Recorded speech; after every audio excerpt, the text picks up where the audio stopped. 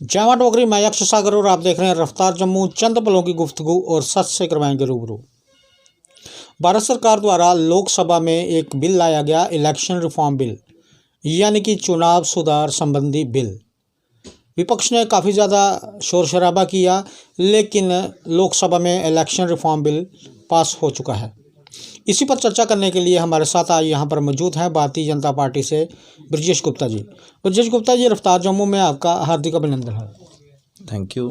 ब्रजेश गुप्ता जी, जिस तरह से लोकसभा में इलेक्शन रिफॉर्म बिल पास हो चुका है, आप हमें बता पाएंगे कि इसके मायने क्या हैं या इसकी जो की फीचर्स क्या हैं?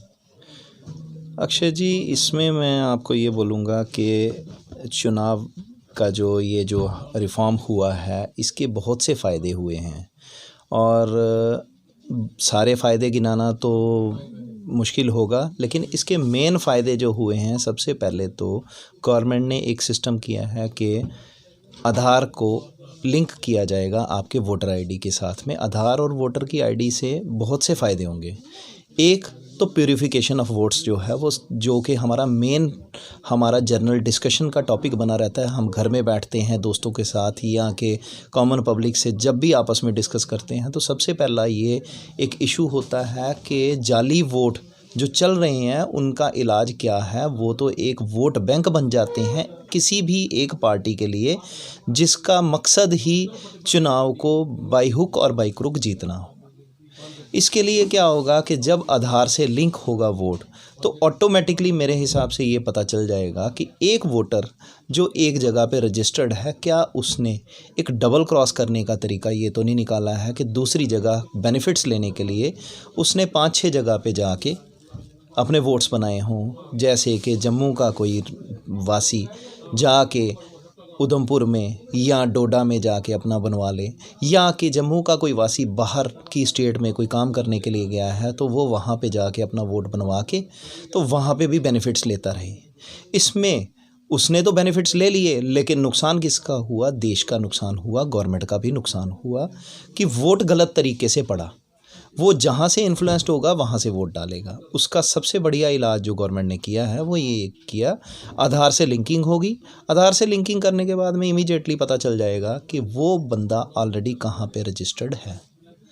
अगर उस वोटर ने एक जगह पे रजिस्ट्रेशन, बेसिक रजिस्ट्रेशन एक जगह से अपने नेटिव प्लेस से करवाई है, तो क्या उसने जाके दूसरी जगह जाके तो नहीं करा दी, कहीं दिल्ली, पंजाब या कि जम्मू कश्मीर के ही किसी अंग में जाके करवा दी हो और अपने बेनिफिट्स खा रहा है। अब जैसे ही गवर्नमेंट को पता चलेगा कि वो बेनिफिट्स खा रहा है, तो उसकी कर्टेलमेंट हो जाएगी। एकदम से उसके 4 वोट्स या 3 वोट्स जो हैं, या कि 2 वोट्स ही हों, वो सारे कट के सिंगल आईडी पे आ जाएंगे। जैसे कि आप इसका मैं एग्जांपल आपको देता हूँ, आधार की और पैन की लिंकिंग हुई, वहाँ भी तो ये जो जैसे ये विपक्ष हमारा शोर शराबा कर रहा है कि जी ये रेजिडेंस प्रूफ है, ऐसे है वैसे है, तब इनको समझ नहीं आई आधार और लिंक उसकी बैंक जो पैन की लिंकिंग हो रही है।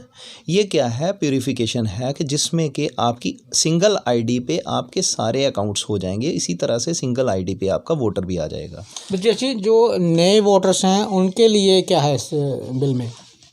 नए वोटर के लिए मैं ये बोलूँगा, उनके लिए एक बहुत बेनिफिट है ये, क्योंकि उन लोगों को साल में एक ही मौका मिलता था अपना वोट बनवाने का। 1 जनवरी को वो कट ऑफ डेट जो है वो ख़त्म हो जाती थी।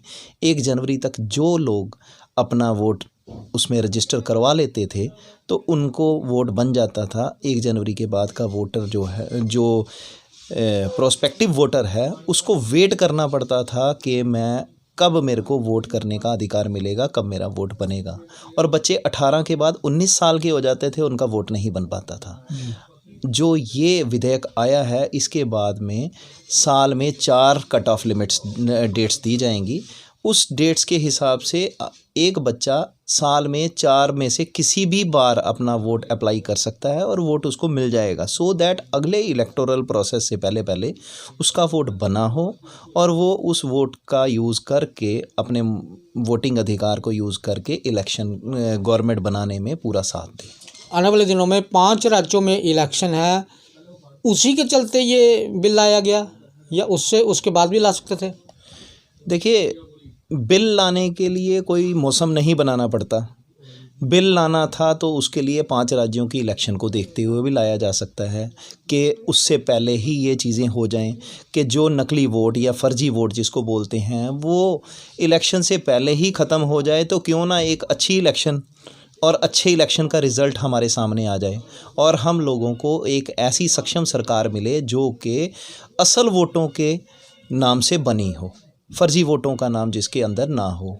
और मेरे हिसाब से ऐसा कोई गलत नहीं किया गवर्नमेंट ने बिल्कुल ठीक किया है कि इलेक्शंस जब आप शुरुआत करो दिन तभी से शुरू होता है। और ये जो इलेक्शन का ये जो प्रोसेस इन्होंने शुरू किया है ये बहुत अच्छा है कि इस टाइम से प्यूरिफिकेशन शुरू हो जाएगी। विजय जी, तो किस तरह से इसको इम्प्लीमेंट किया जाएगा? सरकार ने क्या नीति बना रखी है कि इसे किस तरह से अमली जामा पहनाया जाएगा?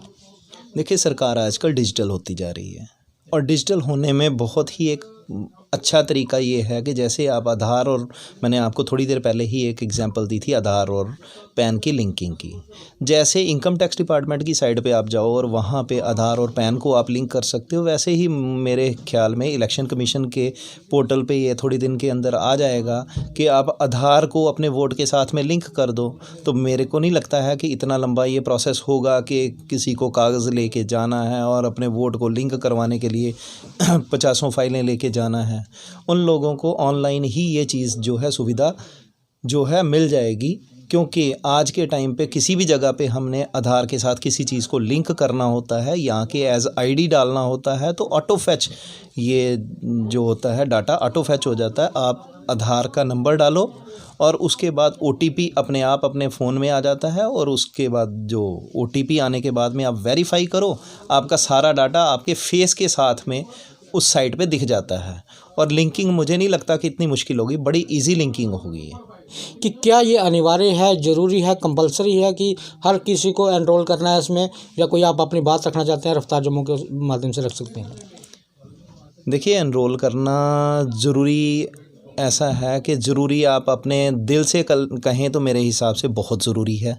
लेकिन अगर आप लीगल गाइडलाइंस के हिसाब से जाएं तो क्या गवर्नमेंट की कुछ सुप्रीम कोर्ट की कुछ अभी तक गाइडलाइंस चल रही हैं जिसमें कि आपकी प्राइवेसी जो है उसको लीक आउट नहीं किया जा सकता है। उस हिसाब से अभी तक ये ज़रूरी नहीं है। लोगों को ये मैसेज देना चाहता हूँ कि जैसे ये विधेयक पास किया गया है तो इसको वेलकम करें और बड़े अच्छे से अपने वोटर आईडी को आधार से लिंक करवाएं।